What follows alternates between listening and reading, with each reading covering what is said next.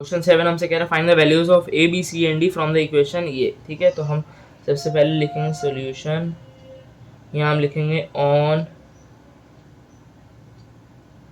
Comparing. ठीक है, on comparing के बाद हम क्या लिख देंगे, मैंने बोला एक बार आप फिर से उतार लीजिए, A minus B, two A minus B, two A plus C and three C plus D equal to -1 0 5 13। ये हो गया हमारा। ठीक है, तो ऑन कंपेयरिंग, इसके बाद ये हमने लिख दिया। अब क्या लिखेंगे, a minus B equal to -1, ये हमें दे रखा है। ठीक है, 2a plus C equal to 5, ये भी दे रखा है। 2a minus B equal to 0, ये भी दे रखा है। And 3c plus D equal to 13 compare किया मैंने। ठीक है, अब इसकी करने के बाद हम क्या कर सकते हैं, सबसे पहले a माइनस बी है तो a की जगह a हम कैसे निकाल लेंगे, -1 प्लस बी, ये निकाल सकते हैं हम। a की वैल्यू अभी हमने ये टेम्पररी ले ली है। ठीक है, तो a की वैल्यू यहाँ पर क्या आ जाएगी, देखते हैं अभी। ठीक है, उसके बाद हम चलते हैं 2a माइनस बी पर, अभी हम चलते हैं 2a minus B equal to 0 है। ठीक है ना, और या फिर एक काम करते हैं, हम अभी इसको रहने देते हैं। हम चलते हैं सबसे पहले जो हमें आसान पड़े, सबसे पहले तो हम निकाल लेते हैं 3c प्लस डी है, यहाँ पर 3c plus D equal to 13 है।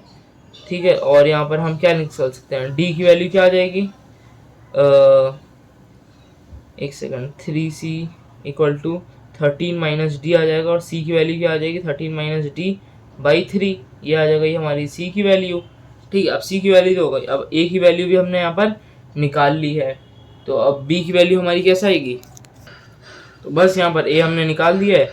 अब यहाँ a की जगह ये वाली वैल्यू रख देते हैं, तो 2 into -1 plus B minus B equal to 0, a की जगह हमने ये वाली वैल्यू रख दी है बस, तो -2 plus 2b minus B equal to 0 हो गया।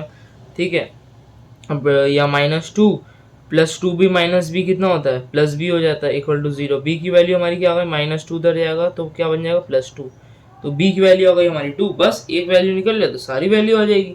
b की आ गई वैल्यू 2, तो यहाँ a की जगह b की वैल्यू डाली हो -1 प्लस 2, तो a की वैल्यू क्या आ गई हमारी 1 आ गई। बस इजी था। ठीक है, ये दो अब हम हो गई। अब हमारा बचा क्या है, ए बी हमारा निकल गया, अब सी डी बच रहा है।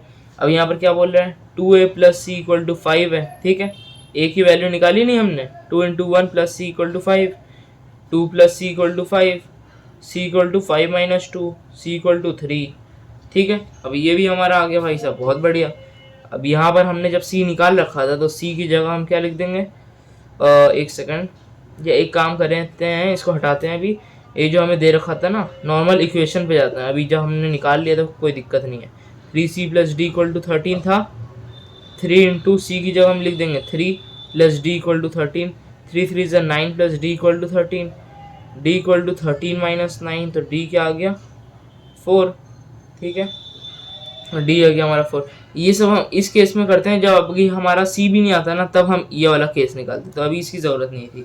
तो बस यहाँ पर हमारा आंसर कितना आ गया, हमारा यहाँ पर आंसर a माइनस बी की जगह हम लिख देंगे 1 माइनस 2, उसके बाद हम लिख देंगे यहाँ 2 माइनस 2, 2a माइनस बी की जगह। ठीक है, उसके बाद फिर 2 प्लस 3 इधर लिखेंगे, इस हिसाब से मैं लिख रहा हूँ।